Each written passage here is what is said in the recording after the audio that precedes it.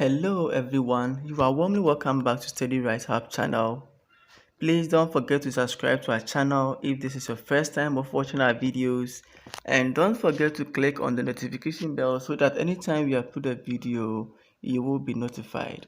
If you like this video, kindly click on the like button and share with those who also find this video beneficial. What do we want to talk about in today's video?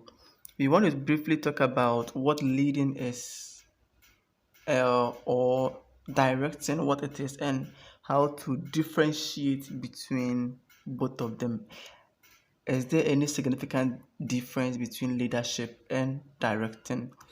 And then we will also talk about some of the basic types of leaders. Yes, so quickly let's start with it. When we talk about directing, what do we mean when we say directing? Directing simply has to do with guiding and instructing subordinates to do a work in the right way. So, in the organization setting, managers play the role of director, or in a way a role of directing, in the sense that they give clear instructions as to how work should be done. So we have what we call, the managers try to give job specifications to various employees so that they will know what needs to be done. So since they know their work and what it requires of them, they have to work within their limits. And whatever that they find is challenging to do, they try to contact their superiors to get clear directions. So directing actually has to do with guidance and instructions that is being given by the superiors to their subordinates, so that in the end the right thing can be done. So directing simply has to do with an instigating other people to perform their functions. So you try to give them clear directions, clear instructions as to how their role should be performed. Just let's consider this practical example. You see, teachers play a role of a facilitator, and what they do is that they give a clear instructions, clear directions, or clear guidance to their students so that they can understand a complex topic. Also, those of us who are familiar with the footballers, that their coaches or their manager, the team coach or the team manager, try to give clear instructions as to how the players can perform on the field. So they give them the directions, the guidance, the instructions as to how they to perform. So in that case, managers also, that's team managers or football team managers, also guides their players to achieve the certain results or the right way that they need to play to achieve a good result for the team. So we see that directing plays a very crucial role to achieve organizational goal. And to to talk about leadership, it's the leader or the manager has the ability to inspire and also influence the behavior of the subordinates. So what it means is that a leader, if a manager is a leader, that means he has the ability not only to influence the subordinates, but also he has the ability to inspire their behavior and also to influence their behavior. And a good leader sets an example for the subordinates or for the followers to imitate. And that is what managers are encouraged to do so. So leaders take the lead or they take the initiative, they set up the pace for their followers to imitate. So they do not just command, they do not just sit up and then give instructions, do this, do that, carry this, put them here. No, they prove to them, this is it. I'm doing it this way. You also, you to do it that way. And its results will actually prove to the followers that yes, this manager or this leader is doing very well. So they can set example by whatever that they do. And what we are talking about here is very important, and directing and leadership goes hand in hand. Yes, you cannot direct people, your subordinates, and then you be certain somewhere. That may not be helpful. It goes hand in hand. So a good manager who directs must also lead in such a way that he should set up the model for them to imitate. So as we've talked about leadership, you have the ability to inspire and also to influence behavior. And to be able to do that, it requires power. If someone does not have the power to influence a behavior, there's no way he can be a leader.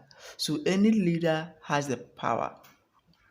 Yes, and when we talk about the power, or when we talk about power, we mean an authority to do something, an authority to influence other people.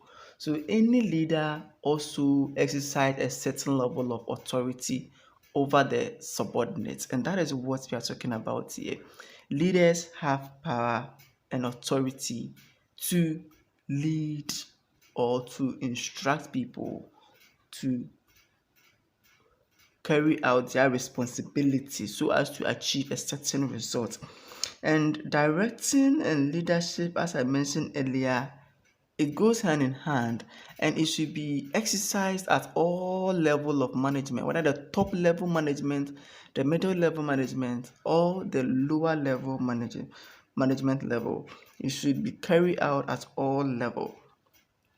So clear plans must be clearly stated.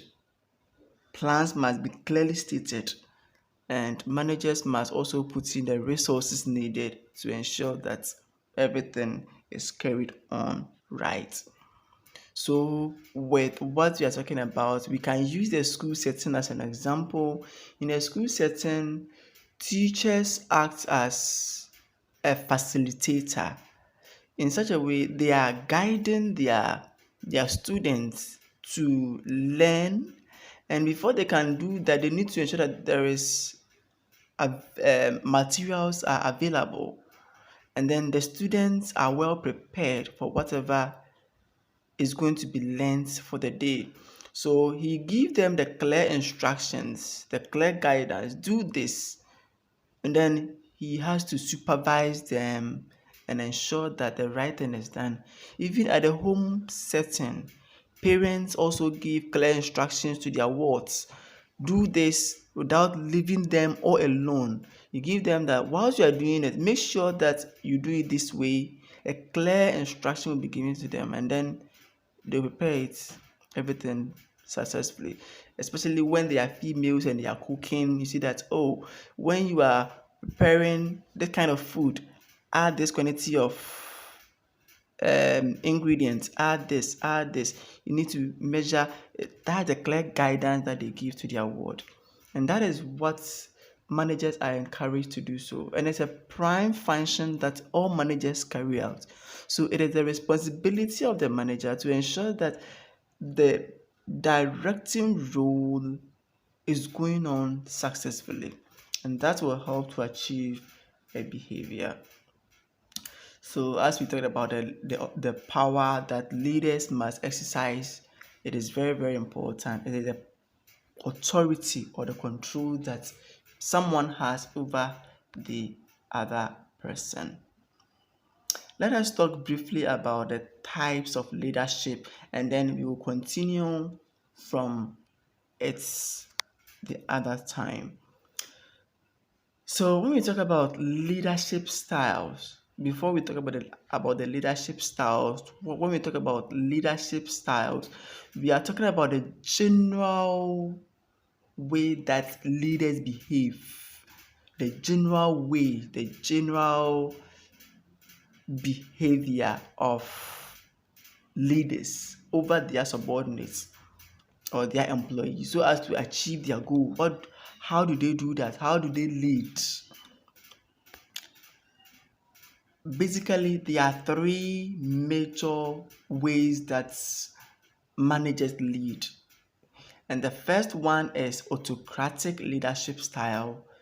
The second one is democratic leadership style. And the third one is laissez-faire leadership style. Briefly talking about it,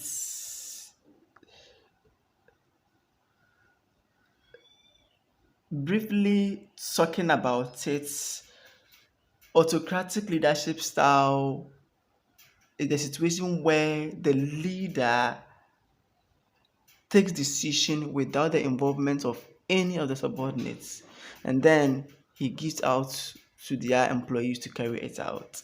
It is centralized. Democratic leadership style where decision making encompasses all the views of the subordinates, not necessarily that those views will be taken, but the views are being collected.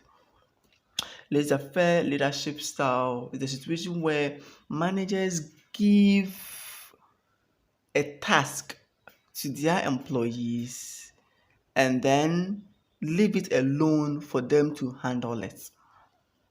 We will talk more about it in our next video. Thank you for watching our videos, and if this is your first time of watching our video, kindly subscribe to our YouTube channel and don't forget to click on the notification bell so that anytime you upload a video, you'll be the first person to be notified.